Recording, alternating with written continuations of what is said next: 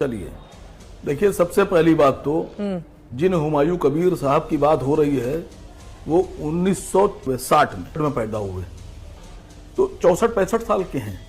बाबरी मस्जिद शहीद हुई थी 1992 में, वो 28 साल के थे, 29 साल के उस वक्त। और जिस आदमी ने आज तक बाबरी मस्जिद के लिए आवाज नहीं उठाई, वो अचानक क्यों उठा रहा है? यह भी सच है कि वो टीएमसी में आने से पहले बीजेपी में थे।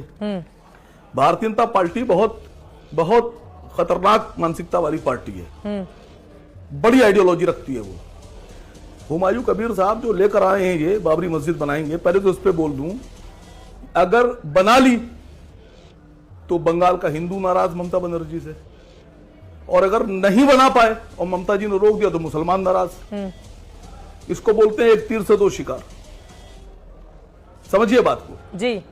दूसरी बात, मुसलमानों के लिए बाबरी मस्जिद अयोध्या में थी, अयोध्या में है, अयोध्या में रहेगी। हम बाबरी मस्जिद को भूल नहीं सकते, उसकी शहादत को। लेकिन बाबरी मस्जिद के नाम पर पूरे हिंदुस्तान में अगर कोई भी व्यक्ति हिंदुओं को पोलराइज करने की कोशिश करेगा तो हम ये भी बर्दाश्त नहीं करेंगे। मैं ममता बनर्जी से गुजारिश करता हूं कि अपनी पार्टी के ब्रिलियंट मुसलमान नेता अगर हैं आपके पास, अगर हैं, उनको लाइए फ्रंट पर, टीवी डिबेट्स में भेजिए और इसका मुकाबला कीजिए। हुमायूं कबीर को बाबरी मस्जिद से कोई मोहब्बत नहीं है। ये सारी बातें तो आप लोगों की भी है, तो आप लोग अगर नहीं बनवा पा रहे हैं, वो बनवा रहे हैं, तो वो आंखों में इतना क्यों चुभ रहे हैं हुमायूं कबीर? मसला ये है मैडम कि हमें तकलीफ छोड़िए, आपको खुशी क्यों है? आप हुमायूं कबीर के साथ क्यों हैं? हाँ। आप लोग तो बाबर से नफरत करते हैं। आप लोग की ये कोशिश क्यों है कि बाबरी मस्जिद वहां बन जाए? मैं कह रहा हूं हुमायूं कबीर साहब को अयोध्या बुलाइए और अयोध्या में आए और जहां मस्जिद शहीद हुई थी वहां जाएं और वहां बनाएं।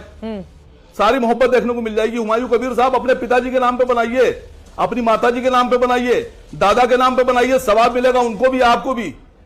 और आप जैसे लोग पॉलिटिक्स में जीरो है सर, हम लोग क्या आगे। चुनाव में भारतीय जनता पार्टी के इशारे पर बहुत से लोग काम करते हैं।